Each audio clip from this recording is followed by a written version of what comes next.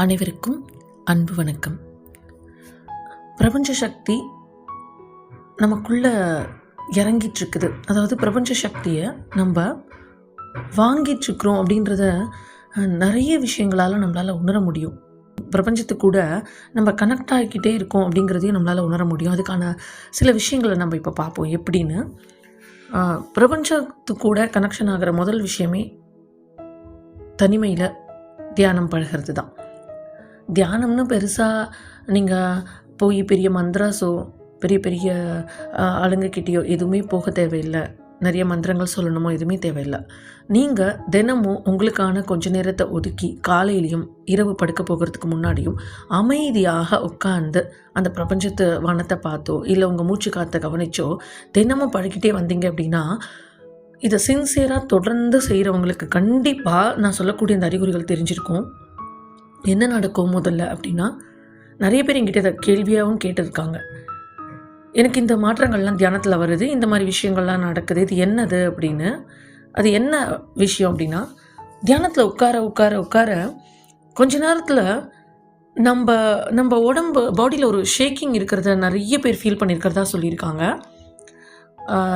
உடம்பு தானாக ஒரு ஒரு ஒரு சின்னதாக மைல்டாக ஒரு அப்படியே ஆடுற மாதிரி ஒரு ஃபீலிங். சில பேருக்கு அப்படியே காதுக்குள்ளே ஒரு சவுண்டு கேட்குற மாதிரியும், சில பேருக்கு காது அப்படியே அடைக்கிற மாதிரியும், சில பேருக்கு புருவ மத்தியில் சில நிறங்கள் தெரிகிற மாதிரி, சில பேருக்கு வந்து அப்படியே நம்ம ஒரு ஒரு மேக்னெட் நம்ம முன்னாடி இருந்தால் நம்ம அப்படியே ஈர்க்கப்படுவோம் இல்லை அப்படி இழுக்கிற ஒரு ஃபீலும், ஒவ்வொருத்தருக்கும் ஒவ்வொரு விதமான ஃபீல் வந்திருக்குன்னு தியானத்தில் நிறைய பேர் என்கிட்ட ஷேர் பண்ணியிருக்காங்க.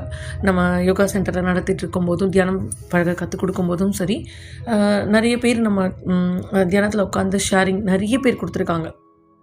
ஸோ இதெல்லாம் ஏன் நடக்குது அப்படின்னா, முதல் பாயிண்ட்டு, நம்ம பிரபஞ்ச ஆற்றலை நமக்குள்ளே ஏற்றுக்கிட்டோம். அதாவது நமக்குள்ளே பிரபஞ்ச ஆற்றல் ஊடுருவிடுச்சு அப்படின்னு தான் அர்த்தம். இதில் எந்த டவுட்டுமே வேண்டாம்.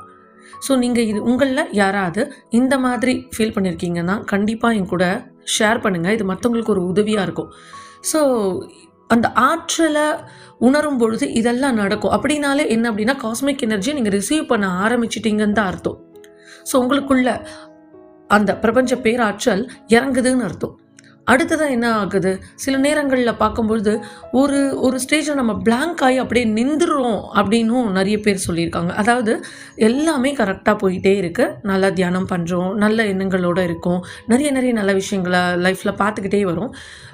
இப்படி எல்லாமே கரெக்டாக செஞ்சுட்டு, முக்கியமாக நன்றி உணர்வோடு இருக்கிறது, இதெல்லாம் கரெக்டாக செஞ்சுட்டே வரும்பொழுது கூட சில நேரங்களில் ஏதோ ஒரு தேவையில்லாத விஷயங்களுக்காகவும், ஏதோ ஒரு ஒரு மனக்கசப்பு ஏற்பட்டோ இல்லை உடல் ரீதியாக பாதிக்கப்பட்டோ, இல்லை நல்லா தான் போயிட்டே இருக்குங்க, என்னன்னே தெரியல, என்னால் ஸ்ட்ரக்காகி நின்றுட்டேன் ஒரு இடத்துல, அடுத்து என்ன பண்ணணும்னு தெரியாமல் பிளாங்க் ஆகிட்டேன் அப்படின்ற வார்த்தையை யூஸ் பண்ணியிருப்பீங்க. கண்டிப்பாக யோசிச்சு பாருங்கள், உங்கள் லைஃப்லேயும் இது நடந்திருக்கும்.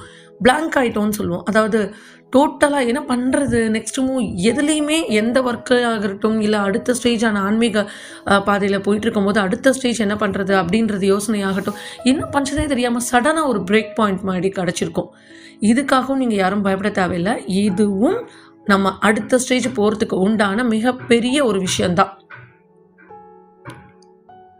ஸோ அடுத்த ஸ்டேஜ் அப்படின்னா என்னென்னா, நீங்கள் ஸ்பிரிச்சுவல் பாத்தில் இல்லை பிரபஞ்சத்தோட தேடலில் பிரபஞ்சத்து கூட கனெக்ட் ஆகணுன்ற முயற்சியில், எந்த முயற்சியில் நீங்கள் இருக்கிறீங்களோ, இல்லை உங்கள் மேனிஃபெஸ்டேஷன் பண்ணிகிட்டு இருக்கலாம், எந்த முயற்சியிலையும் நீங்கள் இருந்தாலும் சடன் ஒரு பிளாங்க் ஆகி நிற்கிறேன் அப்படின்னா கண்டிப்பாக நீங்கள் அந்த முயற்சியில் அடுத்த ஸ்டேஜுக்கு போக போகிறீங்க அப்படின்னு தான் அர்த்தம். பயப்படவே தேவையில்லை.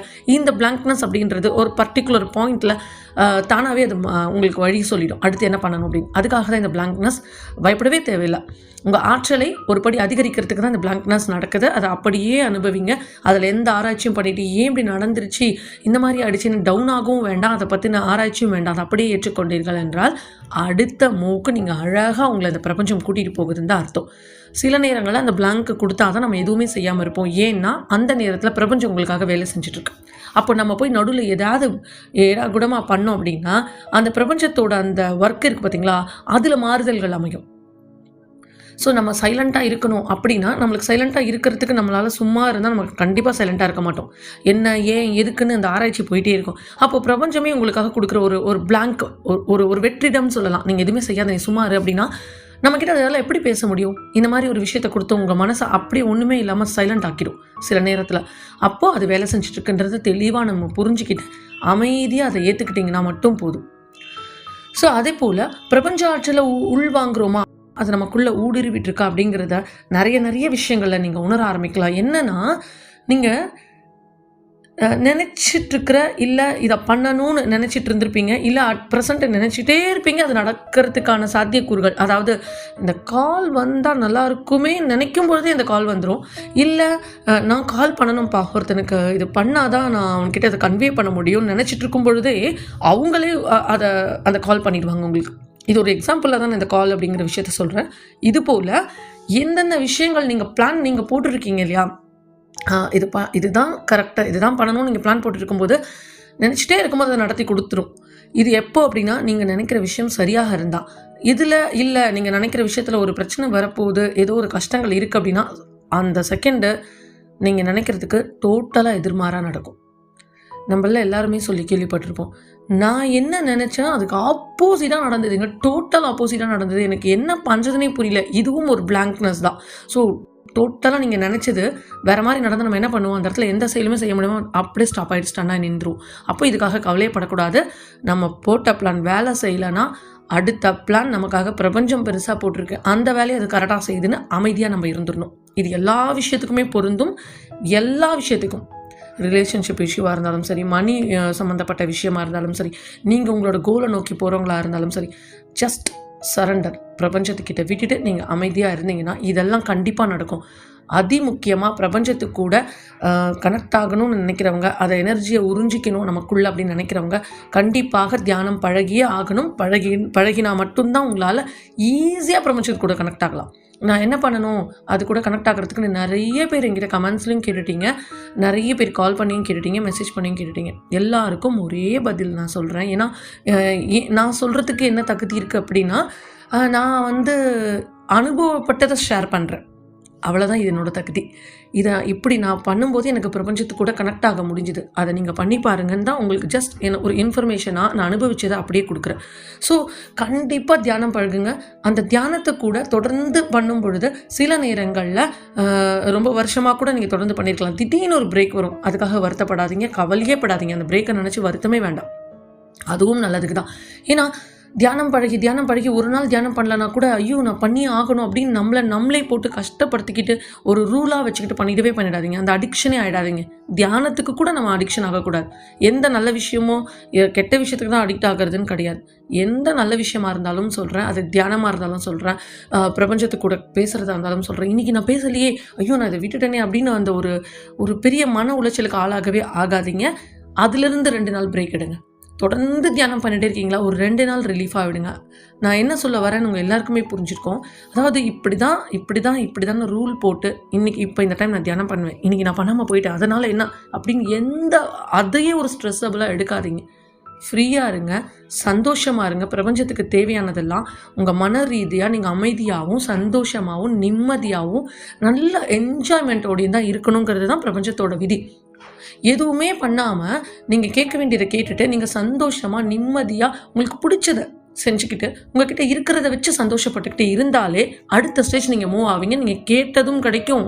கேட்காம உங்களுக்கு எதெல்லாம் கொடுத்தா நீங்கள் நல்லா இருப்பீங்களோ அது எல்லாமே இந்த பிரபஞ்சம் உங்கள் காலடியில் கொண்டு வந்து சேர்க்கும்.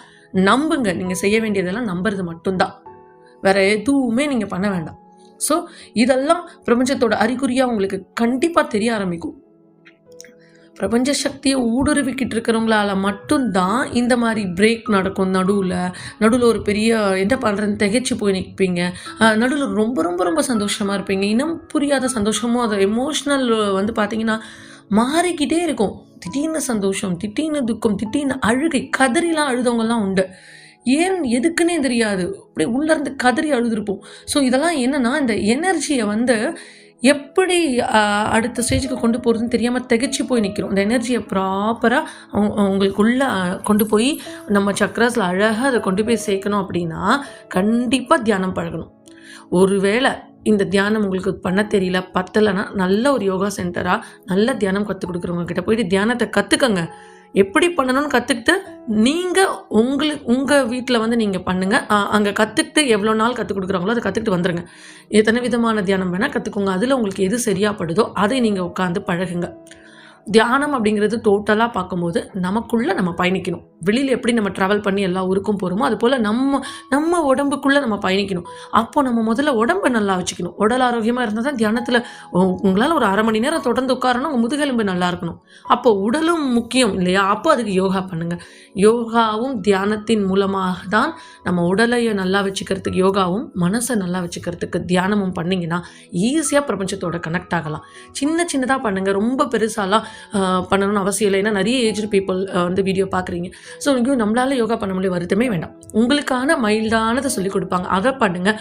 அமைதியாக நிறைய நேரம் இயற்கை கூட ஸ்பெண்ட் பண்ணுங்கள். இதெல்லாம் நான் எப்போதும் சொல்கிறது தான்.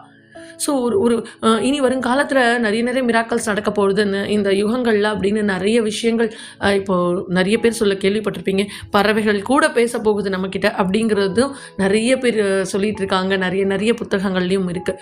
நீங்கள் அதெல்லாம் நீங்கள் அனுபவிக்கணும்னா, இந்த பிரபஞ்ச பேராட்சியில் ஒவ்வொரு நிமிஷம் உணரணும்னா, இயற்கையோட பிரபஞ்சத்தோட அப்படியே நம்ம கலக்கணும். அப்படின்னா முதல் படியே தியானம் தான். அதை பழகுங்க. அந்த அற்புதங்கள் உங்கள் வாழ்க்கையில் நிறைய கிடைக்கும். தியானத்தின் மூலமாக எத்தனை மிராக்கிள்ஸ் பிரபஞ்சம் நிகழ்த்த போகுது தெரியுமா?